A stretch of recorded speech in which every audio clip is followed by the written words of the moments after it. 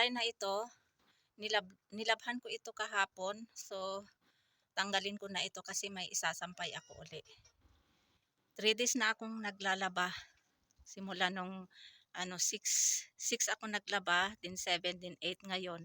And time now here in Pakistan is 11:20 AM Pakistan time.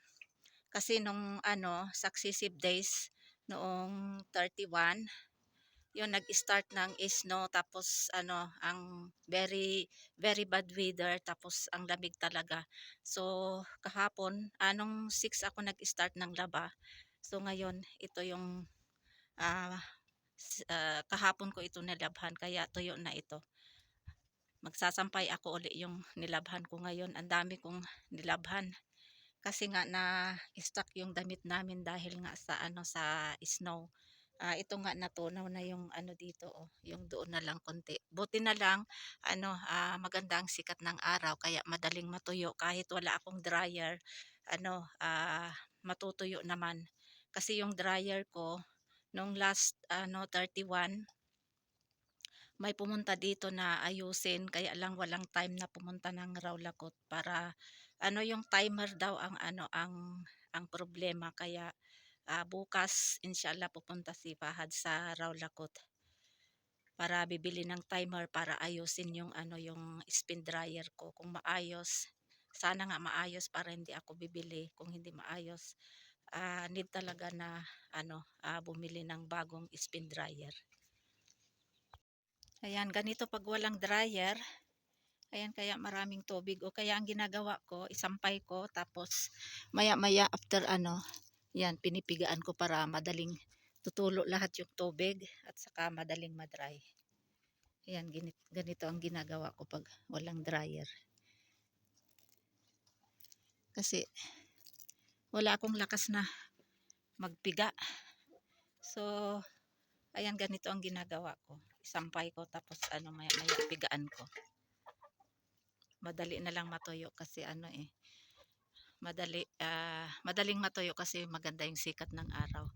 Nakikita nyo yung puti doon, may pa doon, may mga snow pa doon sa bundok na yan.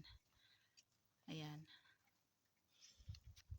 pero marami pa din dito, konti na lang, natutunaw na. Alhamdulillah, natapos na din akong maglaba. Ayan. Yung nilabhan ko pala noong February 6 natuyo before yesterday, and then yung nilabhan ko kahapon natuyo ngayon, and then ito naman labhan ko ngayon ay bukas matutuyo na ito. Kasi yun nga, wala akong dryer, unti-unti kong ginaganyan. Ayan, wala nang tumulo na tubig kasi every 10 minutes ang pinipigaan ko. Ayan, hanggang doon.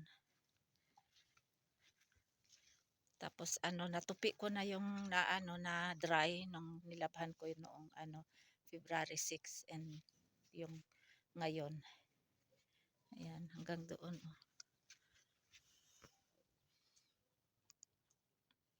Tapos meron din doon, kasi hindi kaya yung sampayan ko. Ayan. And then meron din pala dito. Yung mga dito nilalagay namin dito mga kahoy. Ayan, meron ding natuyo dito na. Ayan. Ayan, mga tuyo na ito. Ayan. Yan yung kahoy namin. Na-dry na din ito. Repairing our spin dryer. Inshallah can be repair this one, so no need to buy new. Because this one who is repairing is his expert for repairing washing machine, spin dryer, and what is more pa po you want to repair? What kind of appliances more? Refrigerator? No. No? Then washing machine, dryer machine, then like blower machine. And then he's good also, best master carpenter.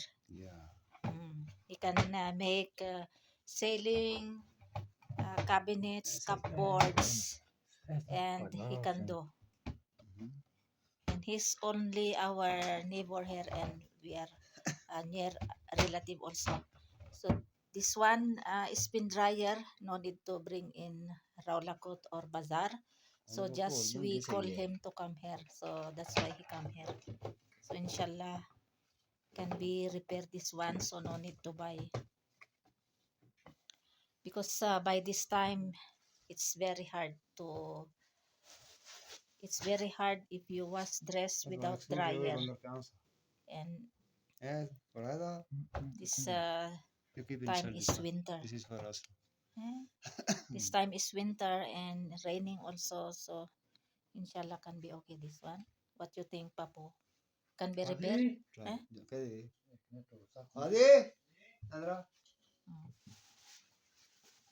Dito sa loob kasi super lamig sa labas. Kasi Wednesday ngayon, super lamig, foggy sa labas at saka super hangin sa labas.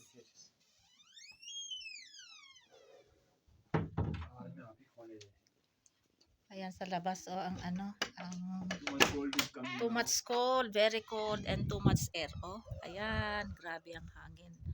Malamig, foggy pa. Tapos may ulan-ulan. Sabi nung nag-ayos, ito yung may problema, itong timer. Ayan. So kailangan bibili ito para inshallah gumana.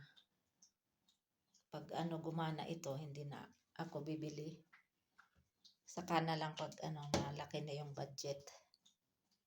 Ayan, ito yung bibilhin ni Fahad. Matagal na kasi ito, 15 years almost na ito. Kaya gusto nang bibili ng bago. Eh wala pang maibili. So, tiis-tiis lang muna. Ito naman yung aking washing machine na almost mas matagal to ito, mga 16, 17 years ito. Kasi una ko ito binili. Kaya lang yung niya, ito din timer, yung buzzer medyo din ito, lost thread. Pero pwede pang pagtiyagaan. Gumagana pa rin. Dolens kasi ito yung magandang brand.